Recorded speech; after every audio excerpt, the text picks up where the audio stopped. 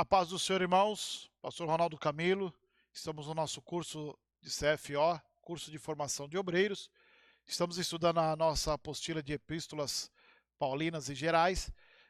E aí estamos na segunda parte hoje das epístolas paulinas, tá? E como terminamos a última aula falando da epístola aos Efésios, hoje nós vamos iniciar falando da epístola aos Filipenses. Vamos a ela? Introdução. Para mim, o viver é Cristo e o morrer é lucro. Filipenses capítulo 1, versículo 21. Mas uma coisa faço, esquecendo-me das coisas que ficaram para trás e avançando para as que estão adiante, prossigo para o alvo, a fim de ganhar o prêmio do chamado celestial de Deus em Cristo Jesus. Filipenses capítulo 3, versículo 13 e 14.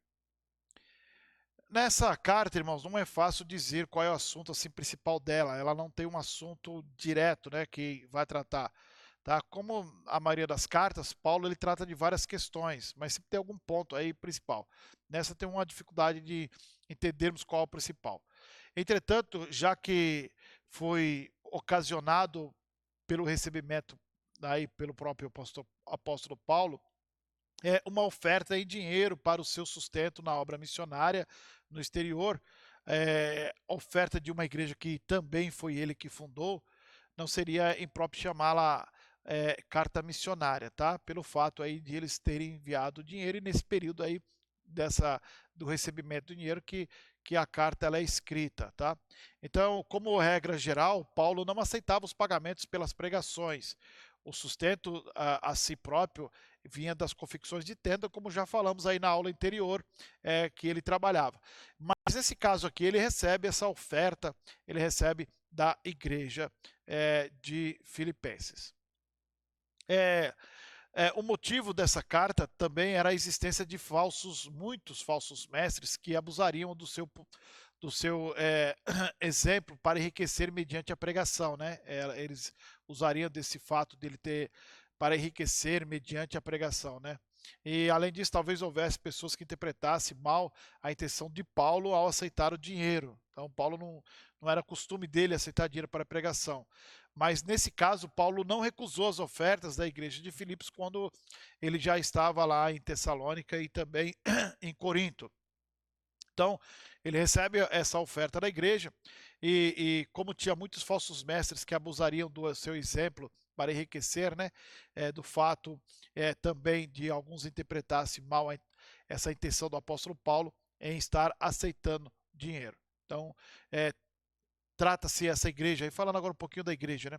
Essa igreja trata-se aí da primeira igreja que Paulo fundou na Europa é a primeira igreja, já na segunda viagem missionária, tá?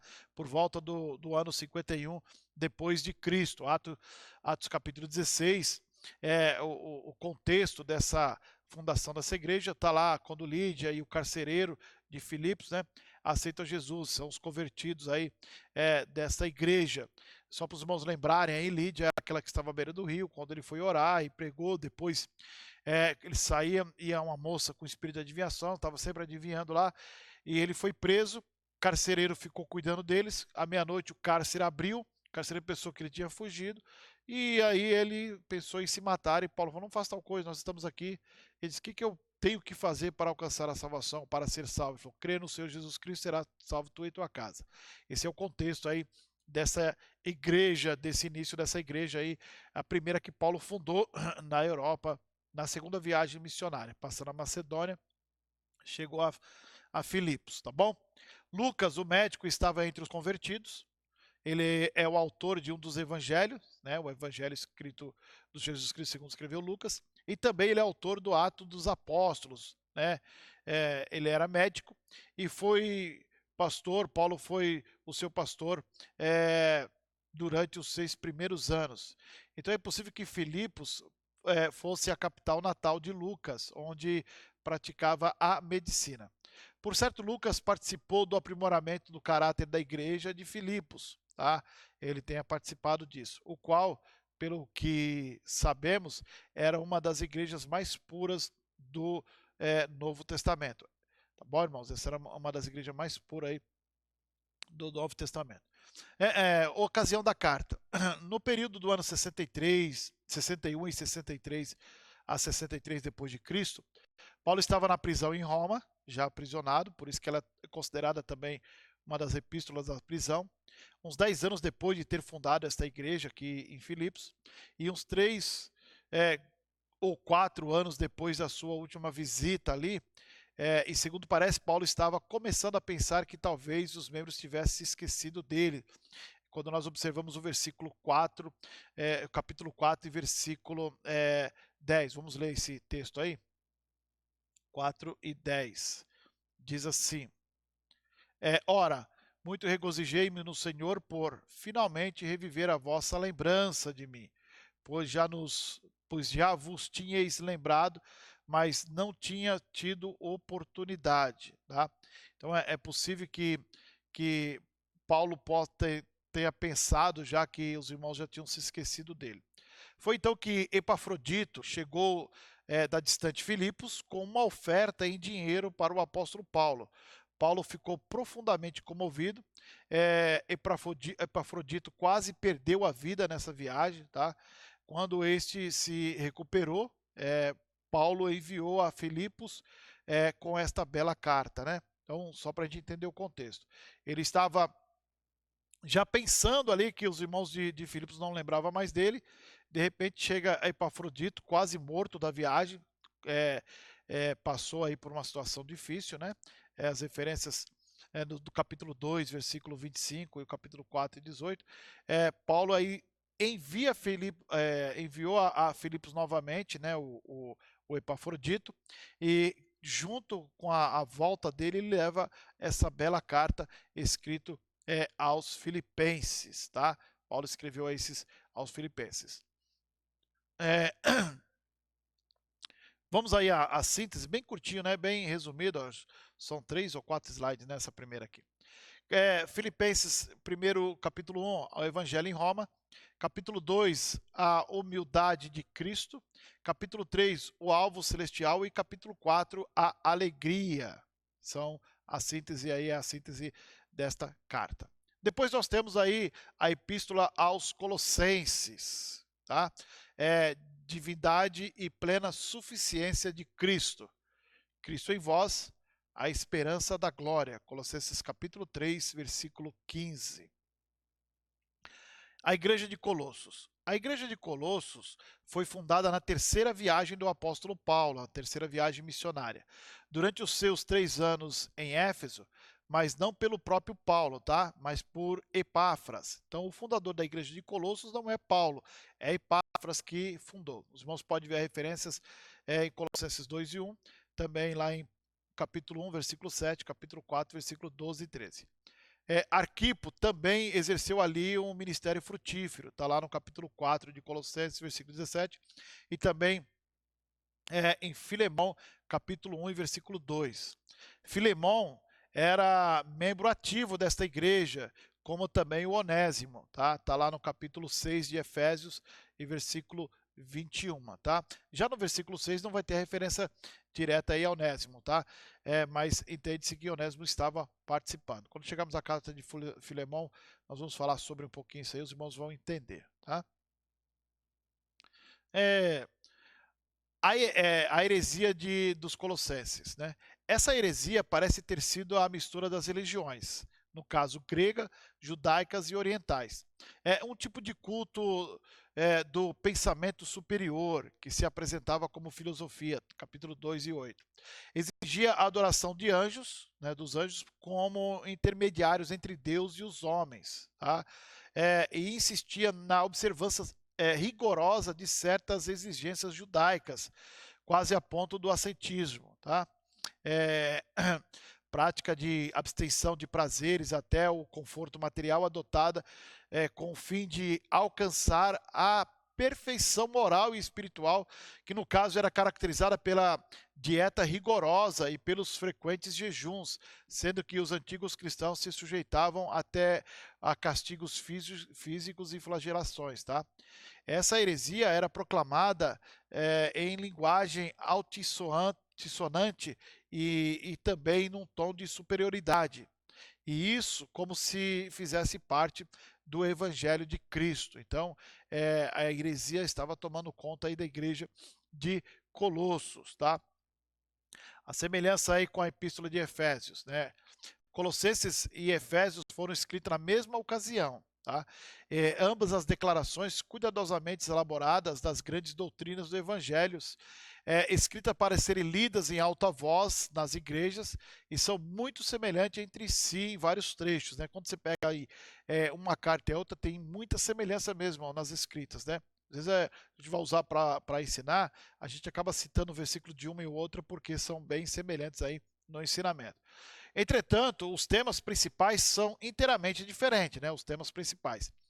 Enquanto Efésios concentra-se na unidade e na grandeza da igreja, já Colossenses enfatiza a divindade e a plena suficiência de Cristo em contraste com o vazio da filosofia humana. Tá? Efésios ele estava concentrado na unidade e na grandeza da igreja, né, mostrando essa questão aí da igreja, trazendo a unidade da igreja, e Colossenses ele enfatizava, Paulo, a divindade e a plena suficiência de Cristo, porque precisava mostrar o contraste com o vazio daquela filosofia, que é a heresia que estava sendo pregada lá no meio da igreja de Colossos. Então, a divindade de Cristo, Cristo é plenamente suficiente, a vida de Cristo e questões pessoais são assuntos que nós vamos ver aí ao longo desta carta, tá? Colossenses e Efésios foram escritas na mesma ocasião, e então você vê essa questão da semelhança aqui. Aqui eu só coloquei uma forma diferente do slide para que tenhamos a entendimento melhor, que ali eu coloquei embaixo Efésios, concentra-se na unidade e da grandeza da igreja, e Colossenses enfatiza a divindade e a plena suficiência de Cristo, em contraste aí com o vazio da filosofia, tá? Mas o assunto é o mesmo do slide anterior. Só mostrando esses pontos aí dessa igreja que precisava ser corrigida na questão aí de estar absorvendo a heresia, porque a heresia acaba se levantando no meio da igreja, mas a igreja precisa rejeitar e não aceitar. Quando a gente parte lá para a igreja, para as 7 cartas da Ásia, nós vemos que Efésios foi uma igreja que não tolerou os falsos profetas, tá? Não tolerou as pregações que era contrária à palavra de Deus, né?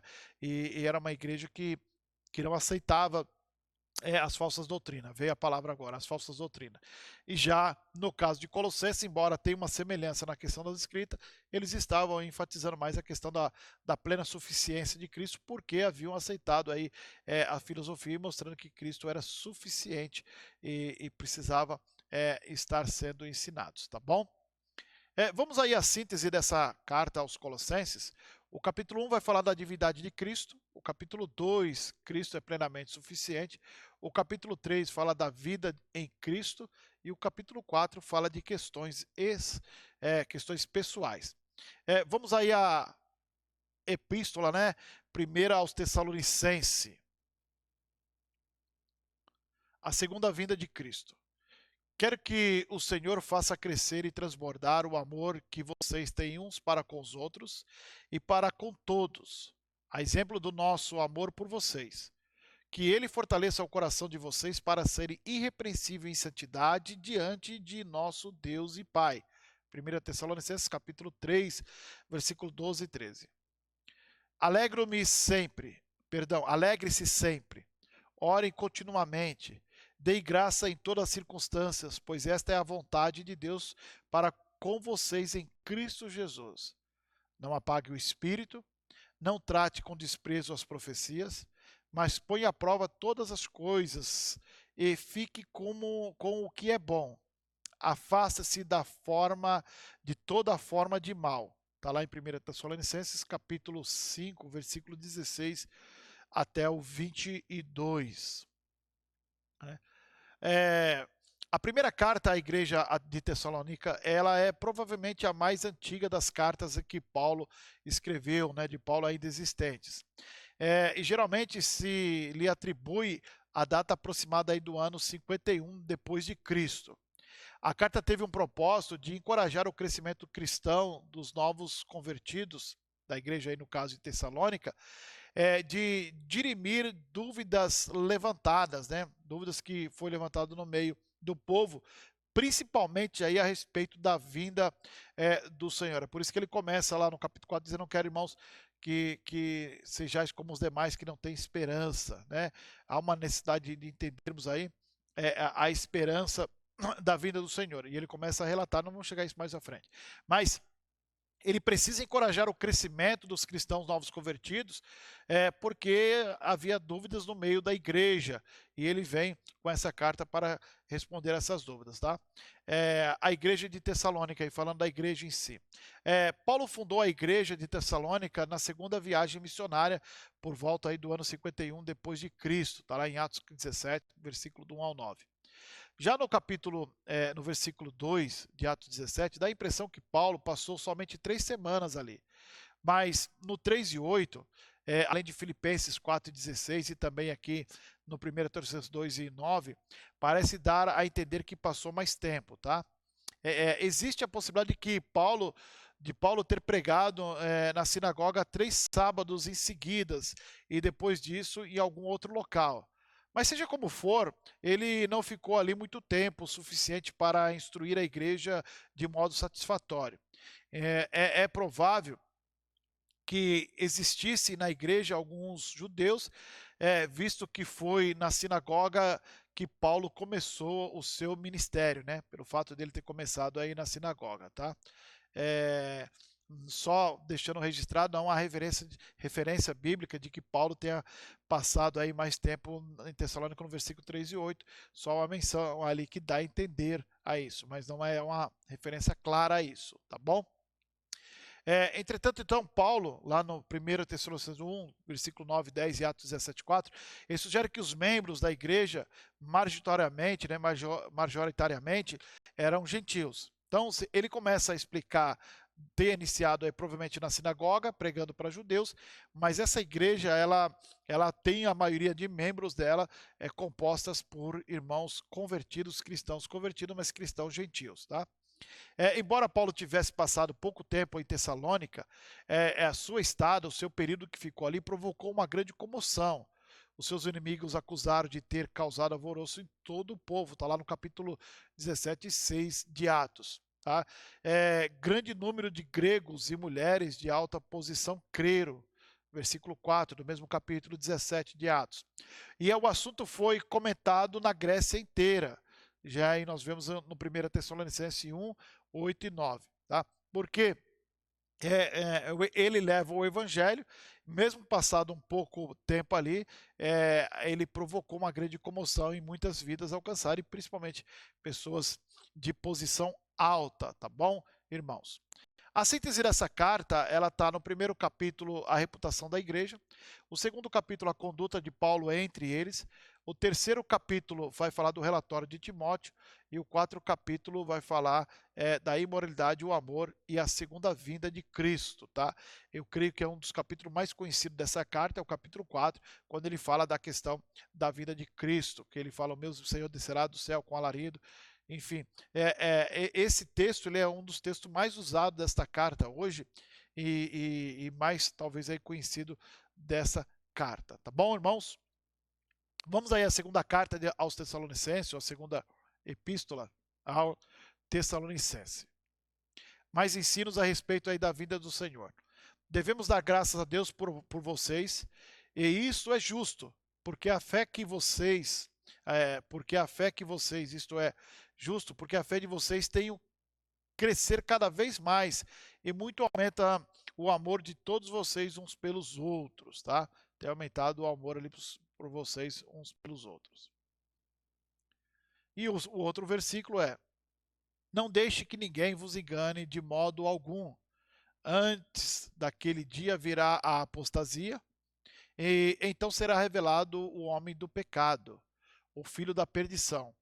Este se opõe e se exalta acima de tudo o que se chama Deus ou é objeto de adoração, chegando até a sentar-se no santuário de Deus, proclamando ele mesmo que ele mesmo é Deus. 2 Tessalonicenses capítulo 2, versículos 3 e 4. Essa carta provavelmente foi escrita bem poucas semanas ou meses depois de 1 Tessalonicenses, tá? Por volta do ano 52. A primeira carta, Paulo fala da vinda do Senhor como algo repetido e inesperado. Na carta aqui, nessa segunda carta, ele vai falar que ela não acontecerá senão depois da apostasia, que é quando as pessoas se desviarão da fé cristã ou vão renunciar a esta fé. Então, a primeira carta fala da repentina vinda do Senhor, e em seguida a carta, no caso, a 2 Tessalonicenses, explicando essa apostasia que virá antes da vinda do Senhor. Mas assim, em foco, as duas cartas, elas em si se completam, tá? Nós fazendo o estudo aí mais profundo, e aqui, como eu disse para os irmãos, é só linear, assim, só para a gente ter uma noção do que cada uma está dizendo, a gente consegue chegar e enxergar essa questão aí da primeira carta falando do repentino vinda do Senhor, inesperado, e na segunda carta mostrando que terá uma apostasia. E esta apostasia, na verdade, é sinais que nós precisamos observar antes de que o Senhor venha buscar a sua igreja. Nós temos que olhar para os sinais. E aí são 3 capítulos dessa carta, sendo que o primeiro vai falar do dia do Senhor, o segundo fala da rebelião e o terceiro fala os ociosos, tá bom, irmãos? Vamos aí à carta de Timóteo, né? Primeira carta de Paulo a Timóteo. Agora são cartas pessoais, né? Não são cartas mais às igrejas, agora são cartas pessoais. Timóteo, Tito e Filemão, tá? Vamos aí à primeira carta a Timóteo. Cuidado com a igreja de Éfeso. Pois tudo o que Deus criou é bom, e nada deve ser rejeitado, se for recebido com ação de graças, pois é santificado pela palavra de Deus e pela oração. Está no capítulo 4, versículo 4 e 5 desta carta. De fato, a piedade, nem com contentamento, é de grande fonte de lucro, pois nada trouxemos para este mundo e dele nada podemos levar. Por isso, tendo o que comer e com o que vestir-nos, estejamos com isto satisfeitos. 1 Timóteo capítulo 6, versículo 6 até o 8. Tá? Essas cartas são chamadas no caso, as cartas pastorais. Quais são elas? 1 Timóteo, 2 Timóteo e Tito. São 3 cartas que são chamadas aí de cartas pastorais. São como esse nome classificado como cartas pastorais, porque tanto Timóteo como Tito eram pastores locais que estavam cuidando das igrejas. Tá? 1 Timóteo e Tito foram escritas entre o primeiro e o segundo encarceramento de Paulo, tá? Porque Paulo teve 2 períodos de ser preso. Não, ele foi preso, depois solto e preso novamente. Então, provavelmente ela foi escrita, por isso que ela não é considerada uma epístola das prisões, porque ela foi escrita entre os 2 encarceramentos, tá? Entre o ano 61 em 62, que foi a primeira prisão, depois ele foi preso em 67. Então, nesse período entre os 2 encarceramentos, Paulo escreveu estas 2 cartas, 1 Timóteo e também a carta a Tito. Tá? A segunda carta de Paulo a Timóteo, ela foi escrita durante o segundo encarceramento de Paulo, tá? Já no ano 67, pouco antes de ser executado por causa da sua fé, tá? Um pouquinho antes de ser executado, ele escreveu. Mas pastor Ronaldo, por que também ela não é classificada aí como carta epístola da prisão? Porque ela é uma carta pessoal, não é uma epístola às igrejas, tá? É uma carta pessoal. Alguns críticos modernos defendem a teoria de que essa carta ou essas cartas são obras de algum autor desconhecido que entre o ano 30 e 50 depois da morte de Paulo escreveu em nome do apóstolo a fim de promover determinadas doutrinas, tá? Mas não existe aí fundamento histórico para essa opinião.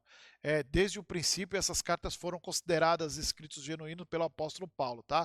Foram levantada essa questão, mas só para a nível de conhecimento dos irmãos, essa questão aí, essa teoria, ela não tem fundamento, não tem base.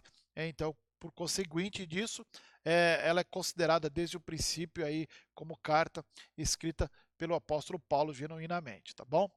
Vamos aí falando um pouquinho aí de uns pontos desta carta em termos de divisão da carta aí, tá? E mostrando alguns pontos aí da carta, né? Na verdade, é, é, esses pontos que eu vou falar agora, dividindo aí, falando a questão aí do apostolado, do pastorado do jovem Timóteo. Ele era natural de Listra, capítulo 16 de Atos, tá? Sua mãe era judia, e seu pai era grego. Sabemos que o nome da sua mãe era Eunice e da sua avó era Lloyd. Está registrado em 2 Timóteo 2, do 1 ao 5. Foi um convertido de Paulo, no capítulo 1, versículo 2, está lá, e passou a acompanhar Paulo na segunda viagem missionária. Então ele se converteu e passou a acompanhar o apóstolo Paulo, tá? No ano 51 aí, depois de Cristo, está lá em Atos 16 e 3. Ele era um servo escolhido por Deus, capítulo 1 e 18. Ele foi consagrado pelos presbíteros e por Paulo, capítulo 4, em versículo 14, e também 2 Timóteo 1 e 6, tá? Falando aí do apóstolo Paulo, do pastor Timóteo, né? Então, conforme delineado mais adiante, Timóteo estava junto com Paulo e em muitas das suas viagens foi mencionado por este como seu cooperador no envio das cartas, tá? Quando eu estou dizendo aqui, irmãos, que ele era um pastor, um jovem pastor, é porque ele pastoreou a igreja de Éfeso, tá? Ele é consagrado, como eu falei no slide anterior, e como ele fica, e o presbítero, ele tem essa prerrogativa de um pastor local, ele era um pastor local, tá? Então, e ele andou com o apóstolo Paulo em muitas viagens, e ele foi missionado em várias cartas aí, pelo menos 6 cartas aí faz menção aí de Timóteo. Segundo Coríntios, Timóteo é citado lá em Filipenses, em Colossenses, 1 Tessalonicense, também 2 Tessalonicense e também na carta a Filemon, tá? E tendo acompanhado Paulo em Troade, em Filipos, em Tessalônica e também em Bereia, foram as cidades aí que Paulo estava sendo acompanhado pelo jovem Timóteo, e no caso aí em Bereia, onde permaneceu até que Paulo o mandasse encontrá-lo lá em Atenas, tá bom? Os irmãos veem da importância que ele tinha de estar ali com o apóstolo Paulo, tá? Um jovem, um servo de Deus que estava servindo ao Senhor através da vida do apóstolo Paulo e seguindo as orientações. Em seguida, Paulo mandou ele voltar para Tessalônica, né? Quando Timóteo regressou de Tessalônica a Atenas, Paulo já tinha ido para Corinto, tá? E já estava com Paulo em Corinto quando foram escritas as cartas às Tessalonicenses. Então, quando ele escreve as cartas a Tessalonicense, tanto o capítulo 1 como da primeira carta, como da segunda carta e os versículos 1, vão citar isso, tá? Posteriormente, na terceira viagem missionária de Paulo, Paulo mandou Timóteo de Efésios a Corinto, está lá no capítulo 4, versículo 17, 1 Coríntios. Paulo encontrou-se com ele na Macedônia e Timóteo ajudou a escrever a segunda carta aos Coríntios. Então você vê da importância de Timóteo na vida do apóstolo Paulo e no ministério do apóstolo Paulo. Não há informação, irmão, se Timóteo acompanhou Paulo durante a viagem inteira a Jerusalém e depois a Roma, tá? Mas certamente apareceu com Paulo lá em Roma, tá lá em Filipenses 1 e 1, 2 e 19 até o 22 e em Colossenses 1 e 1 e em Filemão 1, tá?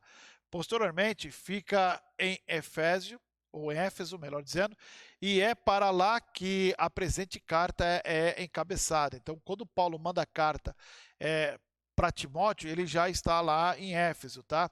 E é chamado com urgência para se encontrar com Paulo lá em Roma, tá? Na segunda carta a Timóteo, capítulo 4, versículo 9. Então não se sabe se Timóteo conseguiu chegar antes da morte de Paulo em 67, tá? Não se sabe se ele chegou lá, mas ele foi requerido, foi chamado pelo apóstolo Paulo para estar ali com ele, tá? A notícia de que Timóteo, em Hebreus, capítulo 13, versículo 23, é mencionado que foi solto da prisão. Timóteo parece ter sido de natureza tímida e retraída, não tão bem disposto quanto a Tito, quando se tratava de líder com perturbadores da ordem, e também Timóteo não tinha uma saúde muito boa, né? Os irmãos vê a recomendação do apóstolo Paulo para ele tomar vinho por causa do seu estômago, tá? Ele e Lucas, Timóteo e Lucas, eram os companheiros mais constantes do apóstolo Paulo. Paulo tinha muito afeto por Timóteo e sentia solitário sem ele, sempre queria a presença dele, tá?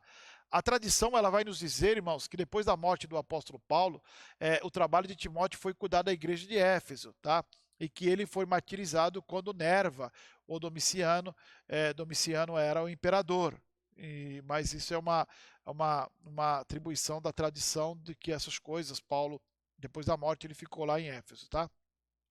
Nesse caso, ele teria sido cooperador do apóstolo João. Se realmente ele ficou em Éfeso, ele chegou a cooperar aí com o apóstolo João. Éfeso. Foi nessa cidade que Paulo realizou o seu maior trabalho. Tá?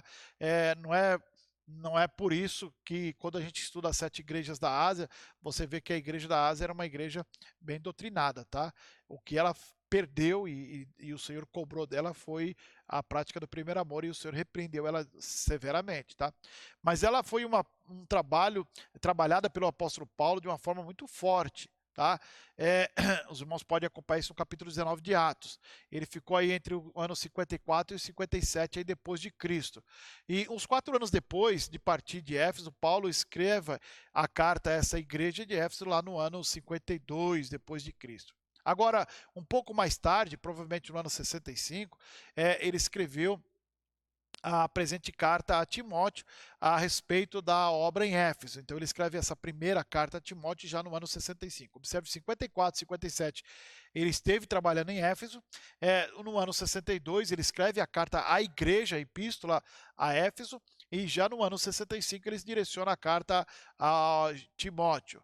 Posteriormente, o apóstolo João mudou para Éfeso e ali escreveu o seu evangelho. Foi de lá, de Éfeso, que João escreveu o evangelho que nós temos hoje, né? O último evangelho dos 4 ali, tá? E suas cartas, possivelmente também o livro do Apocalipse, foram escritos também em Éfeso. Então, os escritos do apóstolo João provavelmente foram escritos em Éfeso, nesse período aí que ele está lá em Éfeso. Ocasião da epístola. Quando Paulo se despediu, né, dos presbíteros em Éfeso, disse que nunca mais viriam de novo. Está lá no capítulo 20, versículo 25 de Atos do Apóstolo. Então parece, entretanto, que o encarceramento prolongou e mudou os seus planos. E ele acabou revisitando Éfeso uns 6 ou 7 anos depois, após a soltura da prisão em Roma. Paulo prosseguiu adiante até a Macedônia, deixando Timóteo em Éfeso com o plano de voltar em breve, no capítulo 1, versículo 3, e depois capítulo 3, versículo 14. Entretanto, Paulo acabou tendo que passar mais tempo na Macedônia do que ele planejava e escreveu essa carta de instrução a respeito do trabalho que Timóteo deveria realizar. Então, essa carta ela é uma instrução daquilo que Timóteo deveria realizar na igreja, tá? Orientado aí pelo apóstolo Paulo. E tendo por base a narrativa de Atos 19, parece que Paulo fizera em Éfeso numerosos convertidos a Cristo. E nos anos que se passaram desde a visita de Paulo ali, essa igreja continuou a crescer em número de convertidos. E nos 50 anos subsequentes, os cristãos tornaram-se tão numerosos na Ásia Menor que os templos pagãos foram quase abandonados, né? De forma que cresceu aí o cristianismo. Dentro da primeira geração de igreja, Éfeso tornou-se o centro numérico e também geográfico da cristandade. Tá? A igreja cresceu numa proporção muito grande.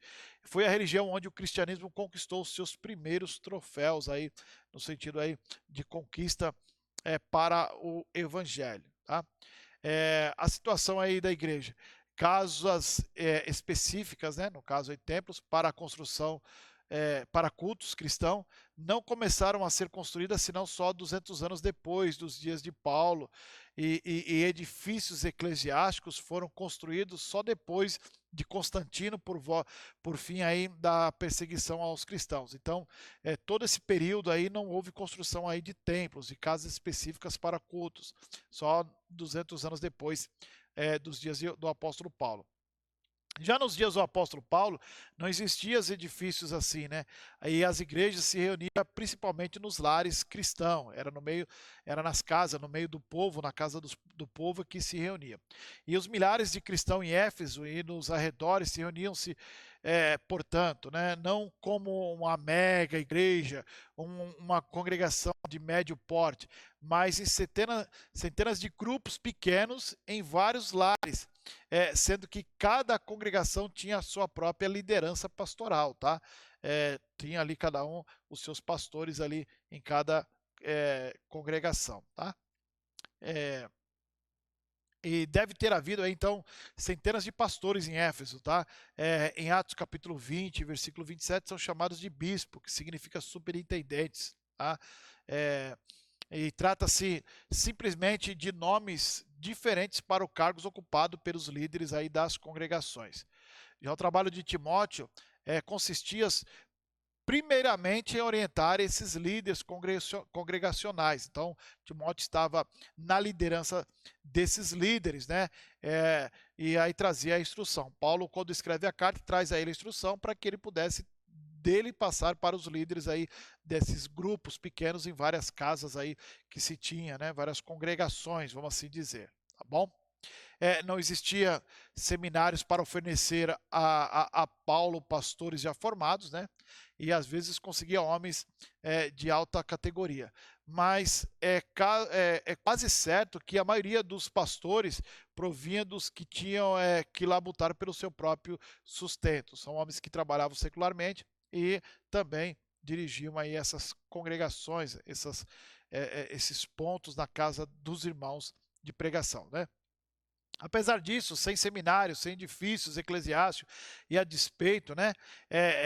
E isso porque precisava manter a sua atenção aos fatos essenciais do cristianismo e não nas questões periféricas. Então, o foco principal era reunir o povo e ensinar o povo. Então, não se preocuparam com esses edifícios eclesiásticos e construir, enfim, mas mesmo assim, sem ter um lugar exato, o crescimento foi notório aí dessa igreja em Éfeso, tá? E vários pastores aí, no caso, o apóstolo Paulo mandava as suas cartas, no caso aí mandou a carta a Timóteo, as instruções a Timóteo, e Timóteo, por sua vez, levava a esses pastores locais que aí estava crescendo a obra do Senhor. Vamos aí à síntese do capítulo do livro de 1 Timóteo, dessa carta. O capítulo 1 vai falar dos falsos mestres. O capítulo 2 vai falar a oração e o lugar das mulheres. Capítulo 3, bispos e pastores. Capítulo 4, apostasia vindoura, o trabalho do pastor. Capítulo 5, viúvas, e fala também sobre os presbíteros. E capítulo 6 fala dos escravos e da riqueza. E aí nós vamos para a segunda carta a Timóteo, né? Toda a escritura é inspirada por Deus e útil para o ensino, para a repreensão, para a correção e para a instrução na justiça, para que o homem de Deus seja apto plenamente preparado para toda boa obra. 2 Timóteo capítulo 3, versículos 16 e o 17. E aí também temos: combati o bom combate, terminei a corrida, guardei a fé, agora me está reservada a coroa da justiça, que o Senhor, o justo juiz, me dará naquele dia, e não somente a mim, mas também a todos que amam a sua vinda. 2 Timóteo capítulo 4 e versículo 7.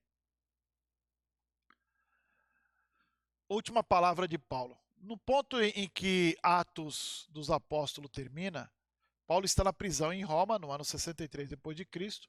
O que se acredita geralmente é que ele foi absolvido e solto e voltou para a Grécia, acredita nisso, né? E a Ásia Menor. E posteriormente foi detido de novo e levado de volta para Roma e executado no ano 67. Essa carta foi escrita enquanto aguardava o martírio, né, dessa segunda prisão. Em 64, um grande incêndio destruiu parte da cidade de Roma, né? E aí é o conceito histórico aí dessa epístola. A suspeita popular era que o próprio imperador Nero a mandara incendiar. Embora fosse um monstro desumano, era um grande construtor e o propósito por trás desse ato era a renovação urbana. O imperador queria construir uma cidade nova e grandiosa.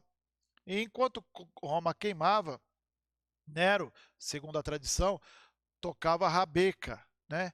Em geral, os historiadores concordam que foi Nero quem perpetuou o crime e que, a fim de afastar a suspeita, acusou os cristãos do incêndio, né? E começou a perseguir os cristãos. Então, essa perseguição de Roma em cima dos cristãos vem nesse contexto aí. Tá?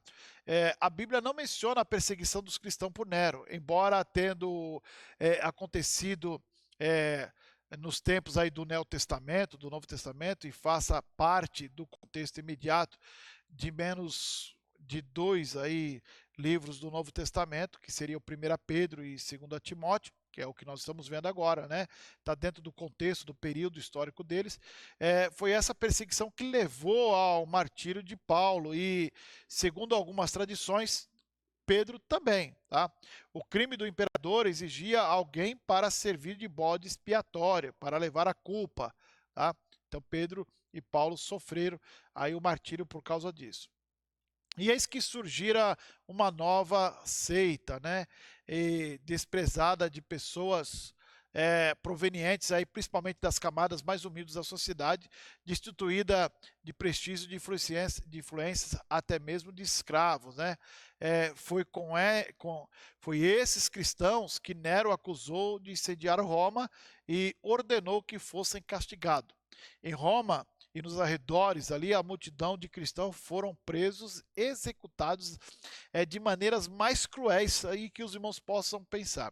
Se os irmãos quiserem ter uma ideia, uma noção, eu recomendo aqui um filme, o Apóstolo Paulo, um novo filme que tem agora, ele retrata assim o sofrimento do povo, a perseguição de uma forma muito grande, tá?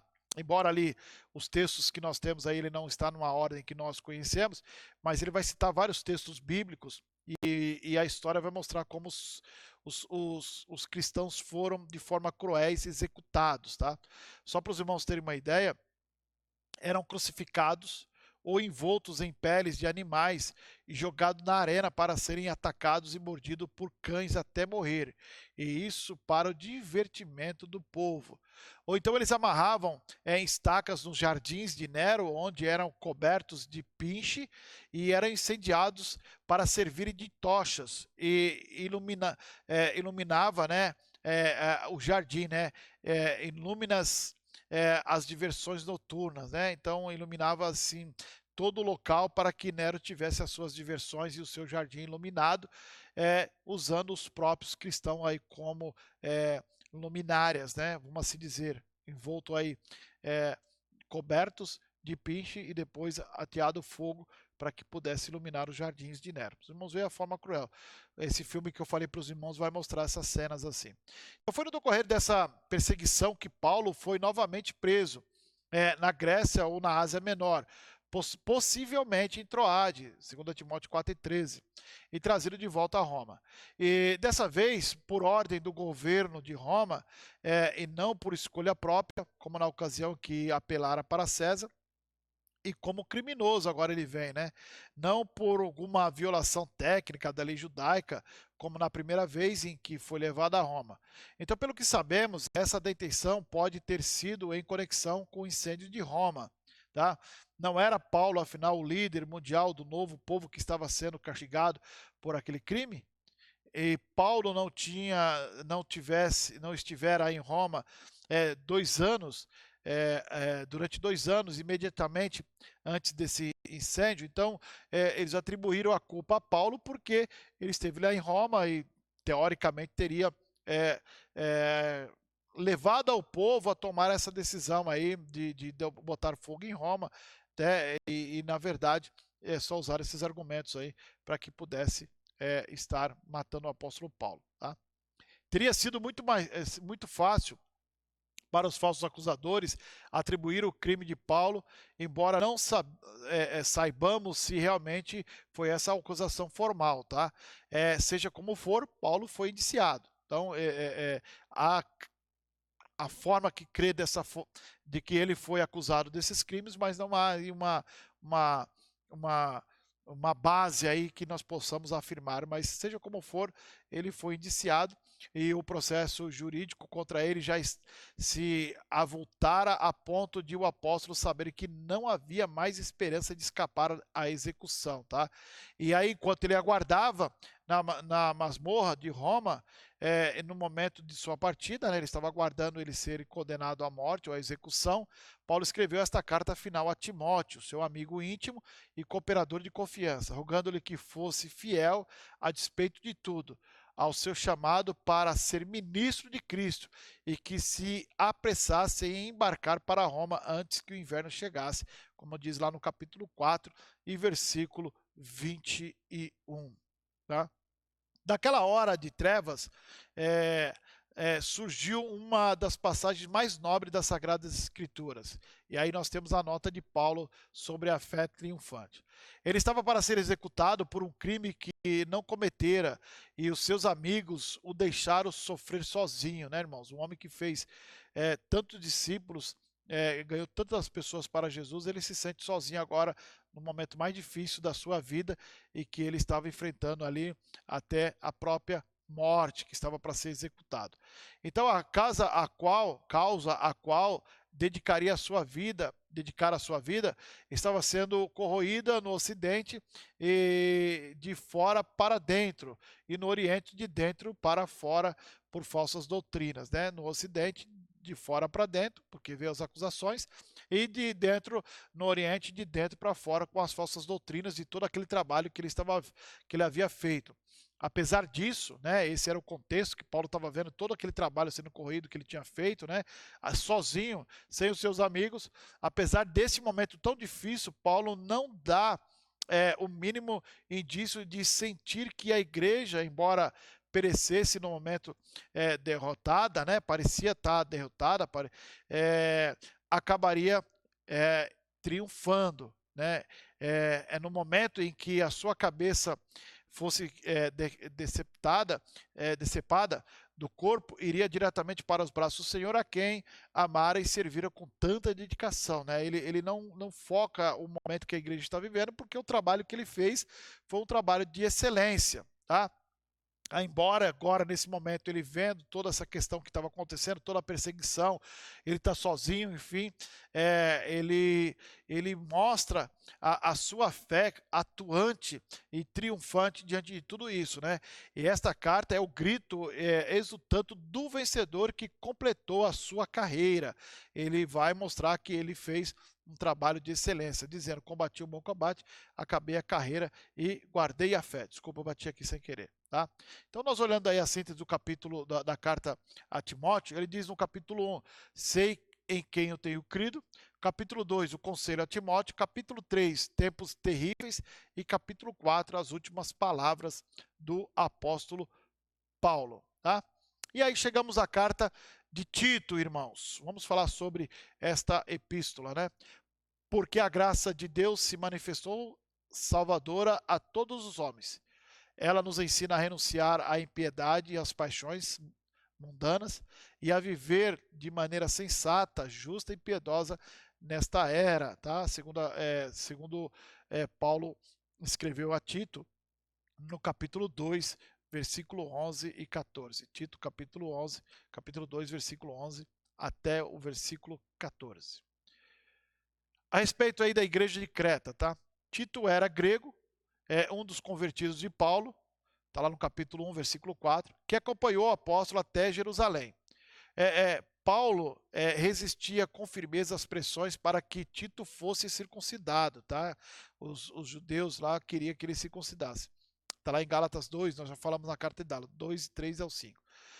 Alguns anos mais tarde, Tito aparece com Paulo em Éfeso e de lá é enviado a Corinto para investigar certas anarquias na igreja e para dar início ao levantamento de uma oferta a favor dos crentes nobres em Jerusalém. Falamos já lá atrás em 2 Coríntios 8, capítulo 8, versículo 6 e também 10.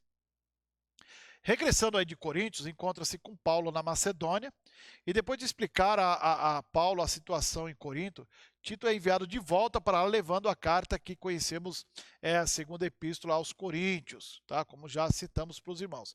E a fim de preparar o caminho para Paulo também chegar em breve em Corinto e para completar a oferta, tá? Esses versículos não vão mencionar as ofertas, como está aí, as referências aí de preparar ele para lá voltar, tá bom? A escolha de Tito para cuidar das situações tumultuadas em Corinto indica que Paulo o considerava um líder cristão muito capaz, sábio e diplomata. Tá? Só 7 ou 8 anos mais tarde é que surgem mais notícias de Tito nessa carta escrita por ele, pelo apóstolo Paulo, né? Escrita a ele pelo apóstolo Paulo no ano 65 aí depois de Cristo.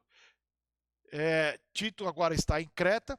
A referência a Paulo tê-lo deixado em Creta está lá no versículo 5 do capítulo 1. Demonstra que Paulo estivera ali com ele. Tá? O navio que levava Paulo a Roma como prisioneiro passou pelo litoral sul de Creta, tá? Em Atos 27. Mas é bem pouco provável que esse tenha sido a ocasião em que Paulo pudesse ter deixado Tito ali. É pouco provável isso, tá? A opinião predominante é que, depois de Paulo ter sido solto do seu primeiro encarceramento em Roma, no ano 63, foi para o leste e incluiu Creta no seu itinerário. Tá? Esse é o que mais, a opinião mais predominante aí que possa ter acontecido. Tá? Depois de estabelecer a ordem nas igrejas de Creta, Tito será substituído por Artemas ou no caso aí o Tíquico, tá? Tíquico não, Tíquico. E Paulo pede a presença de Tito com ele em Nicópolis, na Grécia Ocidental, está no capítulo 3, versículo 12. A última notícia que temos de Tito está registrada em 2 Timóteo capítulo 10, dando conta dele ter partido para Roma, de Roma, melhor dizendo, para a Dalmácia, tá? Ele partiu lá de Roma para a Dalmácia, tá? E segundo parece, voltara a encontrar-se com Paulo, que estava com ele quando o apóstolo foi detido, acompanhando-o para Roma. Tá bom, irmãos? Não se sabe se Tito deixou Paulo naquela hora tenebrosa de solidão por causa dos perigos que corriam, né? Ou se Paulo enviou para completar a evangelização no litoral noroeste da Grécia, tá? Não se sabe se ele deixou Paulo ou se Paulo enviou ele. Esperamos que tenha sido essa última opção, né? Que Paulo mandou ele lá para pregar. Pois Tito era um homem bom e também generoso, era um homem de confiança do apóstolo Paulo. A tradição diz que veio a ser bispo em Creta e que morreu tranquilamente aí na idade avançada, né? Morreu de morte natural. Também acredita-se que as cartas a Tito e 1 Timóteo foram escritas aproximadamente na mesma data, cerca do ano 65 depois de Cristo. Já mencionamos também essa questão. Tratam aí do mesmo assunto geral, a designação de líderes apropriados, né? Tito, no caso, aí, líderes para ali Creta e Timóteo em Éfeso, né? O mesmo trabalho que Timóteo fazia em Éfeso, Tito fazendo em Creta. Tá? O problema nos dois lugares eram bastante semelhantes, então observe que tem aí uma certa semelhança aí nos assuntos, tá? O assunto em geral aí tem uma semelhança. Vamos à síntese aí, então, dessa carta, apenas 3 capítulos. Capítulo 1 fala dos presbíteros e 2 e 3 das boas obras. Vamos aí para Filemão. Epístola ou carta a Filemão. Respeito de um escravo fugitivo. Irmão, essa carta é linda, o propósito dela, viu? Os irmãos podem até ler essa carta, porque ela é bem curtinha, tá? A vocês graça e paz da parte de Deus, nosso Pai, e do Senhor Jesus Cristo. A graça do Senhor Jesus Cristo seja com o espírito de todos vocês. Filemão, versículo 25, ele é só um capítulo. Claro que os irmãos também podem ler as outras, né? Só mencionei porque ela é curtinha, mas a história dela é linda. Receba-o como se estivesse recebendo a mim. Essa é a recomendação do apóstolo Paulo. Filemão, versículo 17. A data da carta. Paulo escreveu esta carta, bem como a carta aos Colossenses, quando estava encarcerado em Roma, tá? Anos 60 depois de Cristo. É uma carta pessoal, não é a igreja, tá bom, irmãos? Filemão era cristão em Colossos, tá? Então, manda a carta a Colossenses também a ele, porque ele era cristão lá em Colosso. Um convertido de Paulo e um homem de muitas posses, era um homem financeiramente bem resolvido. Uma igreja se reunia na casa dele, né? né, e parece que ele e Paulo eram amigos íntimos, tá? Paulo tinha uma boa amizade com ele. Também é provável, embora não haja registro disso, de que Paulo tenha visitado Colossos durante os 3 anos que estava em Éfeso, tá? Capítulo 19 aí de Atos. É bem provável, não há registro disso, mas é provável que tenha visitado aí Colossos nesse período, tá? Onésimo, né? Aí falando da história, aí, falando de um personagem importante dessa carta que eu disse lá atrás para os irmãos que eu citaria aqui na frente. Tá? Onésimo era um escravo que pertenceu a Filemão. Então vamos entender o contexto. Existia Filemão, um homem que tinha posses, tá? E havia Onésimo, que era um escravo, que pertenceu a esse Filemão. E é possível que fosse um jovem muito talentoso, esse Onésimo, tá? O exército romano, nas suas campanhas, frequentemente capturava os moços e as moças mais brilhantes aí, capacitados entre os povos conquistados, e os levava para vender como escravos, tá? Como Filemão era um homem de posse e tinha escravos, provavelmente ele adquiriu aí Onésimo dessa forma, tá? Então, uns 4 ou 5 anos depois, né, a ocasião da carta aí, para os irmãos entenderem. Marcar aí Onésimo, já vou voltar um pouquinho.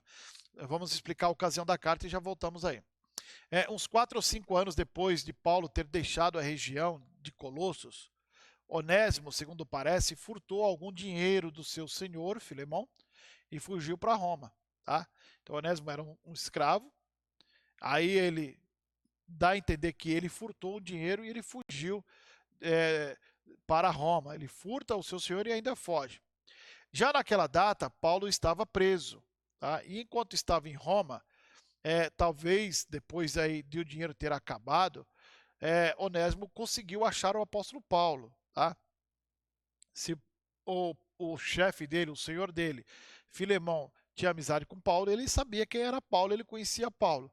E aí, quando ele vai para Roma e aí acaba-se o dinheiro, ele procura o apóstolo Paulo, tá? Ele vai procurar. Os irmãos vão entender no contexto aí, tá? Então é possível que tenha se afeiçoado ao apóstolo na casa do seu senhor anos antes, como eu já citei. Não é provável que tenha simplesmente encontrado Paulo por acidente, numa cidade com mais de 1 milhão de habitantes. Não foi por acaso, tá? Mas provavelmente ele tenha procurado Paulo.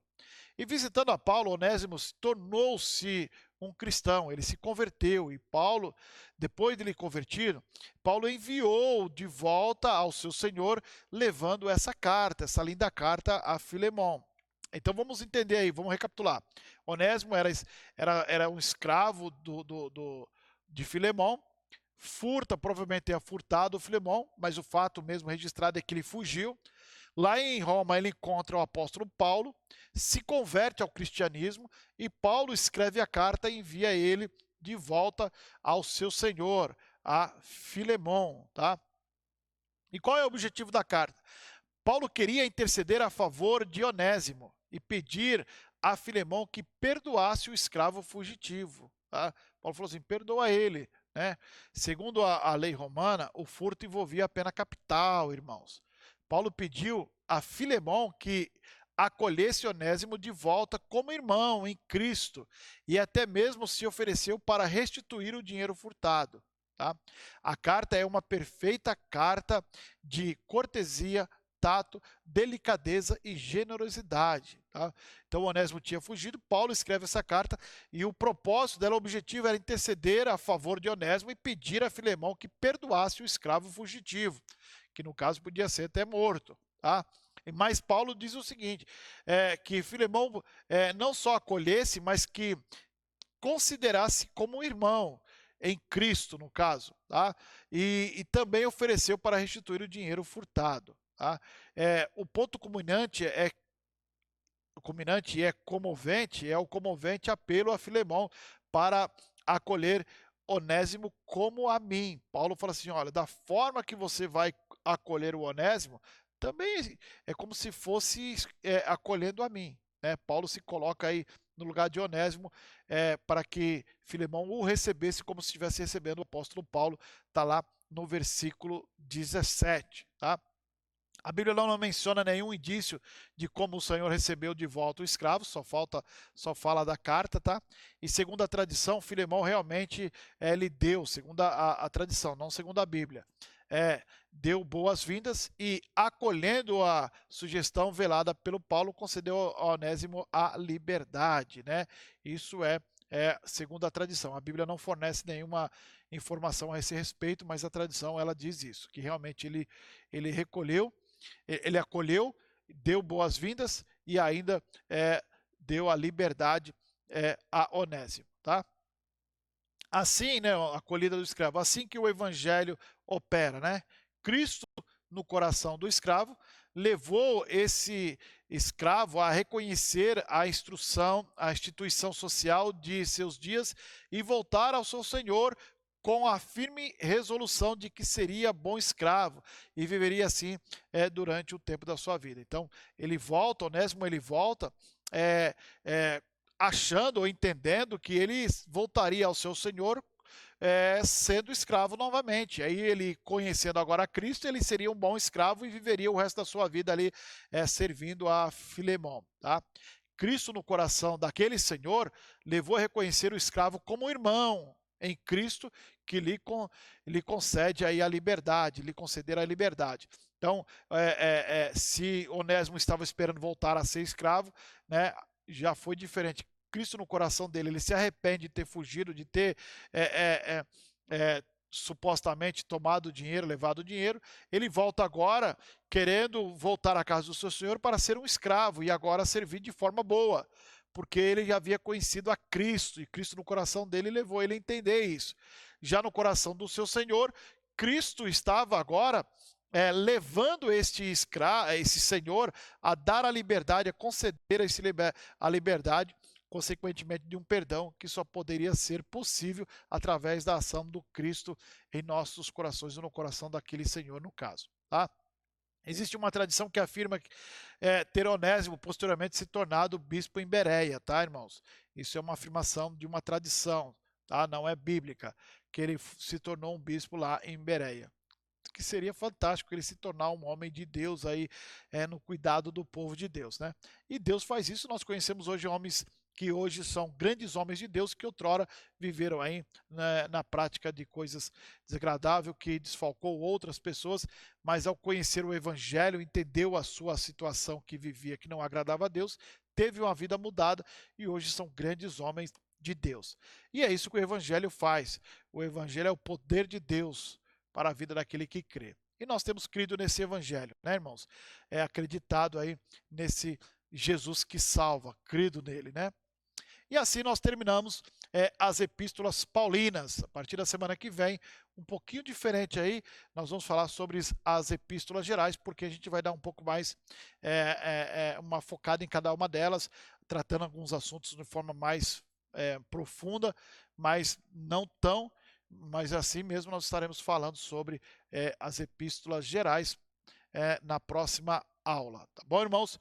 Eu já quero agradecer aos irmãos por estar aqui conosco, acompanhando essa aula. Eu peço aos irmãos que me perdoem por algumas vezes eu tossindo, a garganta está doendo, não estou bem ainda da garganta esses dias, repetidas aulas também gravadas e também isso atrapalha um pouquinho, a gente fica preocupado aqui, vem aquela vontade de tossir, a gente vai segurando e atrapalha um pouquinho o raciocínio aí e a gente acaba dando as gaguejadas aí, não é bom, tá? Os irmãos merecem sempre o melhor e nós temos que estar levando o melhor para os irmãos, tá bom, irmãos? Quero agradecer aos irmãos aí pela paciência e estar aqui conosco até este momento. Aí são 1h04 de gravação. Bom, Deus os abençoe. Gravei agora Epístolas Paulinas parte 1 e parte 2. Os irmãos estarão recebendo aí no YouTube. Vamos orar ao nosso Deus e agradecer a Ele pelos benefícios que Ele tem nos dado. Pai, em nome de Jesus Cristo, te rendemos graça e louvor, ó Deus, por tudo aquilo que o Senhor tem feito em nossas vidas, ó Pai. Nós fomos regenerados, Senhor Deus, e a partir da regeneração causada pelo Evangelho que, Senhor Deus, impactou as nossas vidas, através do sacrifício de Cristo na cruz do Calvário, nós temos agora, Pai, uma mente renovada, Senhor Deus, e entendemos, ó Pai, que o homem que vivia no pecado, no erro, é uma nova criatura para viver, Senhor Deus, segundo a Tua vontade. Senhor, O apóstolo Paulo foi um homem que mostrou esse exemplo, ó Pai, diante, Senhor Deus, de tudo aquilo que ele fez e deixou registrado para nós. Pedimos a tua bênção, Senhor Deus, para que possamos, ó Pai, seguir cada instrução, Senhor Deus, que tu deixaste registrada na Sagrada Escritura através do teu filho, o apóstolo Paulo, Senhor Deus. Te louvamos, ó Deus, por cada irmão que está aprendendo, Senhor Deus, dentro deste curso, que tu possa, Senhor Deus, ó Pai querido, a cada dia abrir nossa compreensão e o nosso entendimento e nos dar a tua bênção, em nome do Senhor Jesus Cristo. Que o grande amor de Deus, a graça de nosso Senhor e Salvador Jesus Cristo, as doces consolações do nosso amigo Espírito Santo, seja com cada um e todos digam amém. Mais uma vez, obrigado, irmãos, por estar aqui conosco. Deus os abençoe e até a próxima aula.